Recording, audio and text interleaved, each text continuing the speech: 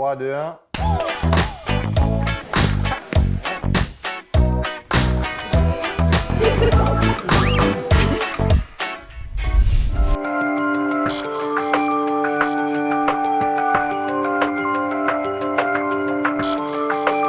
Je suis à Sjusjøen en Norvège où j'ai rendez-vous avec Anaïs Bescon, championne olympique de biathlon, qui participe à un stage pré-compétition. Suivez-moi.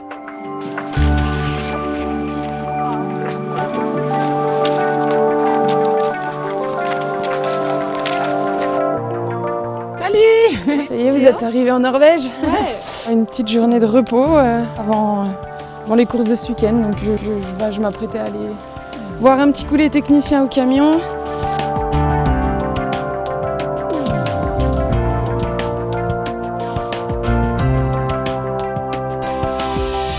On n'imagine pas la quantité de ski par athlète. Enfin, c'est vraiment un art. Il a une énorme part dans la réussite de l'athlète. C'est presque un partenariat en fait.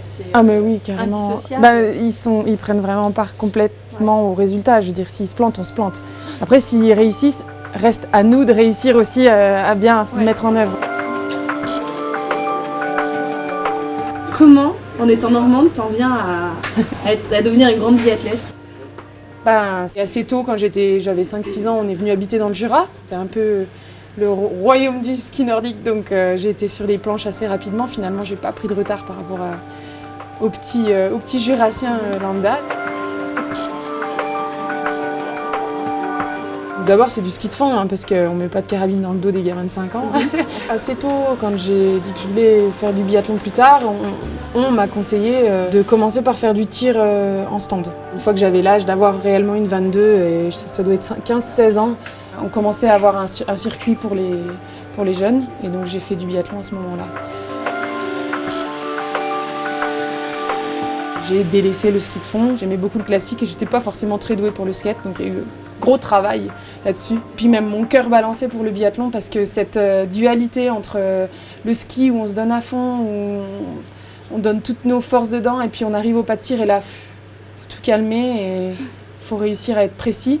Et j'adorais ce challenge-là. Ouais. Et c'est d'ailleurs toujours ce qui m'anime aujourd'hui, c'est toujours ce qui m'éclate, quoi. Et toi, en tant que doyenne, donc tu as dû voir évoluer cette équipe, justement, Olympiade après Olympiade. C'est très dur parce que je me sens pas doyenne, je me sens pas vieille dans l'équipe et je me sens encore...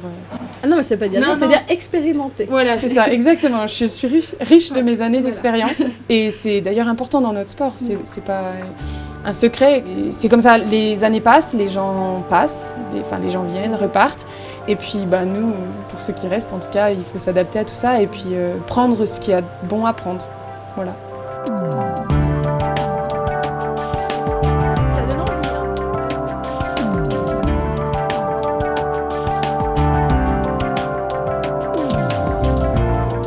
Anaïs, et si tu avais un grand moment dans toute ta carrière à garder, je sais pas, un de tes plus grands souvenirs?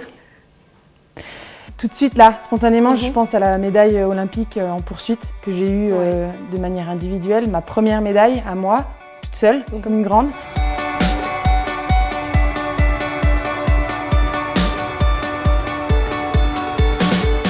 On a eu énormément de réussites aussi en relais ou en relais mixte et aussi une médaille avec une saveur particulière où ce jour-là, j'ai partagé la médaille mondiale avec Marie Dorin à Oslo. Elle était en or et j'étais en argent, on a fait le doublé. Et voilà, c'est aussi un de mes moments forts, parce que pas toute seule, justement.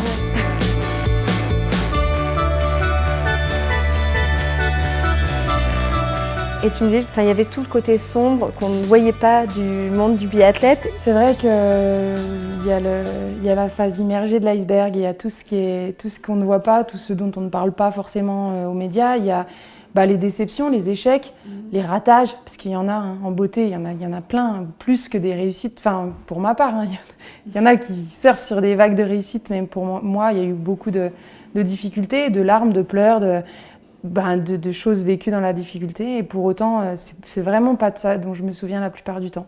Je regarde derrière et je me dis, ouais, c'était cool. Alors que si je réfléchis bien, les gens ils vont me dire, mais tu te rappelles pas, tu nous as appelés en pleurs et tout. Ouais, mais en fait, non, je m'en rappelle pas. On se rappelle des bons moments, quoi.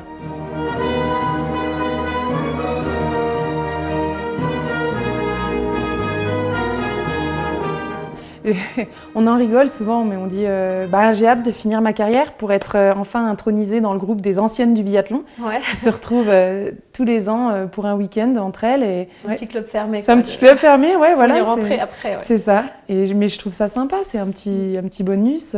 Et toi, justement, tu te vois aller jusqu'à Pékin 2022 Alors, et je suis complètement honnête en disant je m'y vois et je m'y vois pas. Peut-être bien que oui, peut-être bien que non. Ça, normand, quoi. Typiquement normand. Globalement, on peut se dire si je fais 1 an, je ferai les 2 jusqu'au jeu, mais je ne garantis pas. Et à la fois, je me ferme pas de porte parce que je m'éclate tellement, je m'épanouis vraiment dans ce que je fais. J'ai envie d'en profiter à fond, mais je veux pas faire l'année de trop non plus. Et maintenant, depuis quelques années, j'ai plus besoin d'être à 100% dans le biathlon.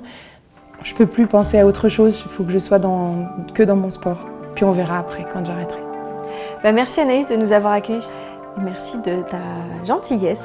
Merci à vous, avec plaisir. Merci.